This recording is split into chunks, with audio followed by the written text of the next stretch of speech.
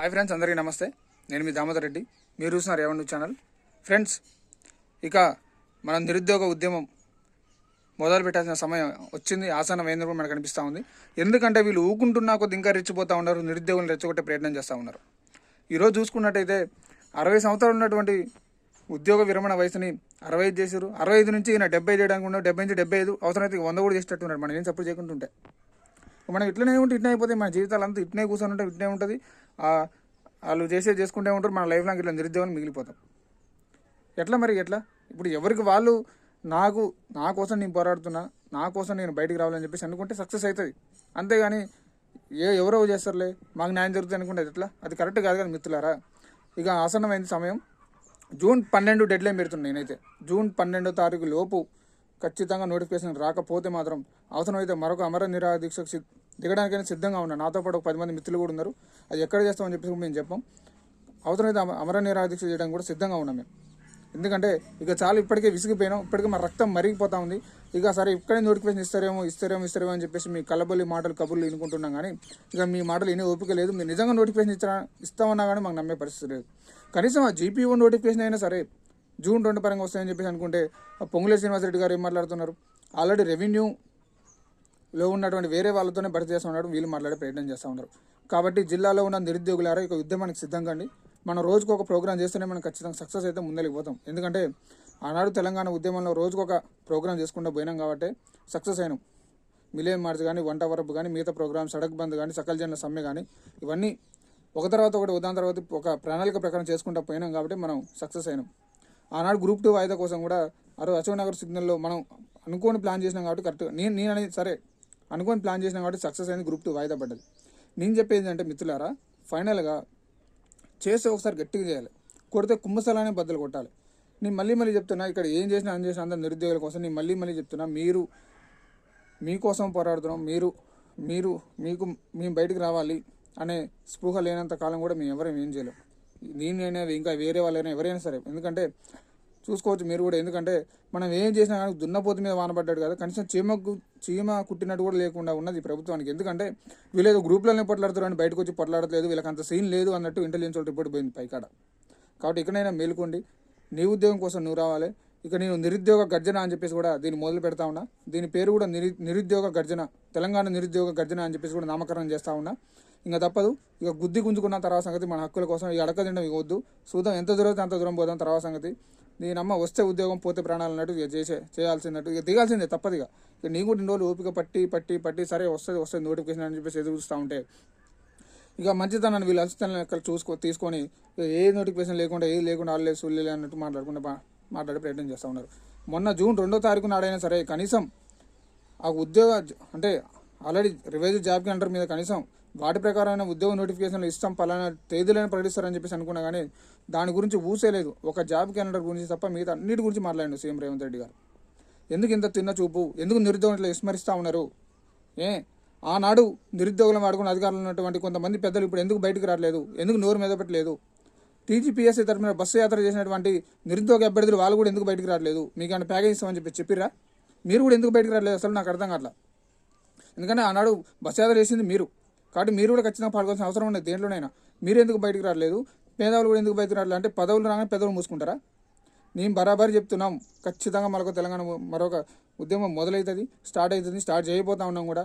ఇక ఆపడం కూడా ఎవరి వల్ల కాదు. ఎందుకంటే ఇన్ని రోజులు ఆగినాం ఓపిక పట్టుకొని ఉన్నాం. మా ఓపిక కూడా నశించిపోయింది ఇక.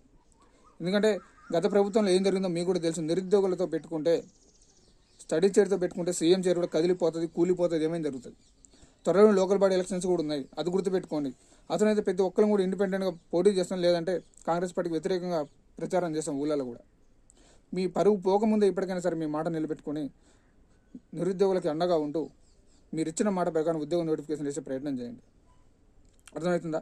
ఏదో ఎలక్షన్ల ముందు మాత్రం ఏదో కొండంత రాగం తీసి పిచ్చగొట్ల పడబడినట్టు ఎలక్షన్ల ముందర మాత్రం అది ఇస్తాం జాబ్ క్యాలెండర్ ఇస్తామని చెప్పారు. ఇప్పుడు మాత్రం దాని ఊసు లేదు, అసలు ఏది లేదు. అసలు దాని గురించి మాట్లాడే ప్రయత్నం కూడా చేయట్లేదు. మీరు విస్మరించిపోయారు నిరుద్యోగం. అంటే మీరు అధికారంలోకి వచ్చిన తర్వాత మీకు కావాల్సిన మీకు దక్కుతారు కాబట్టి నిరుద్యోగులను పట్టించుకునే పరిస్థితి లేదు ఇక్కడ.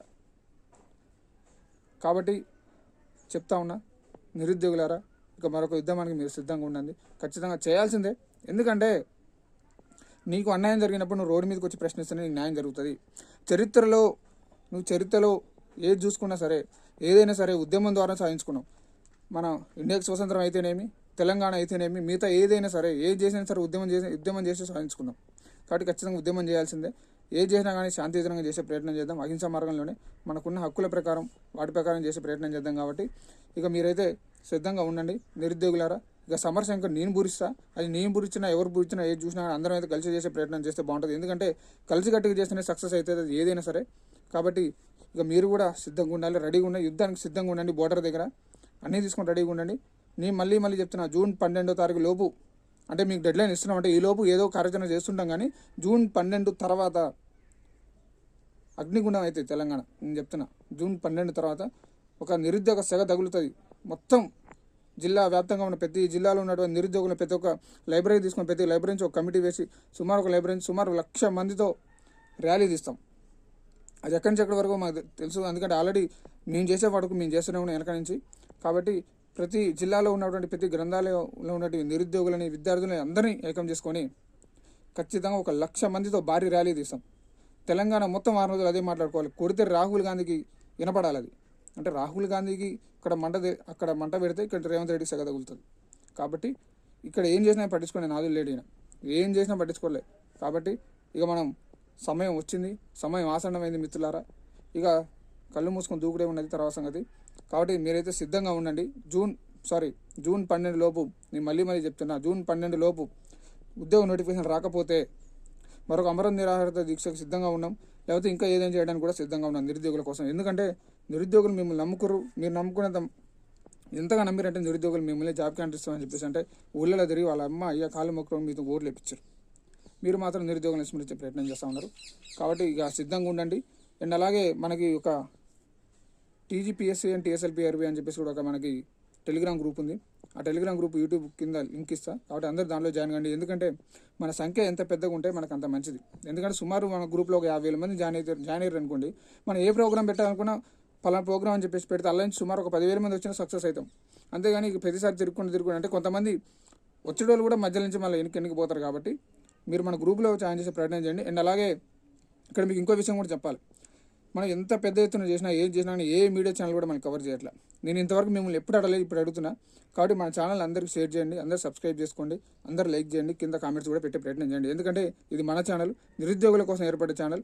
ఎందుకంటే ఫస్ట్ నుంచి కూడా అశోక్ నగర్కి ఉద్యమాన్ని పరిచయం చేసింది నేను గ్రూప్ 2 సమయంలో. కానీ ఎందుకంటే మనం వచ్చిన తర్వాత ఇక మిగతా వాళ్ళు సరే ఎవరు చేసినా అంత ఒకటే. కానీ ఏంటంటే ఎట్లా వాళ్ళు మనకి సపోర్ట్ లేరు పెద్ద ఛానల్స్. కాబట్టి మనకు ఉన్న ఛానల్ మనం ఉపయోగించుకున్నాం. కాబట్టి దీన్నే పెద్దగా చేసుకునే ప్రయత్నం చేద్దాం. కాబట్టి అందరూ సబ్స్క్రైబ్ చేసుకోండి, లైక్ చేయండి, షేర్ చేయండి. ఖచ్చితంగా ఇక ఉద్యమం మొదలైంది. జూన్ 12 వరకు మీకు డెడ్ లైన్. జూన్ 2 వరకు అనుకున్నాం, కానీ జూన్ 2 వరకు కూడా మీరు ఎటువంటి చేయలేదు. కాబట్టి ఇక రేపటి నుంచి కూడా ఏదో చిన్న కార్యక్రమాలు చేసే ప్రయత్నం చేస్తాం. అందరం కూడా కలిసి గట్టిగా ఉండి ఒక పెద్ద భారీ ఎత్తున ఒక ర్యాలీనా లేదంటే ఒక బహిరంగ సభ కూడా పెట్టే ప్రయత్నం చేస్తాం. ఖబర్దార్ రేవంత్ రెడ్డి.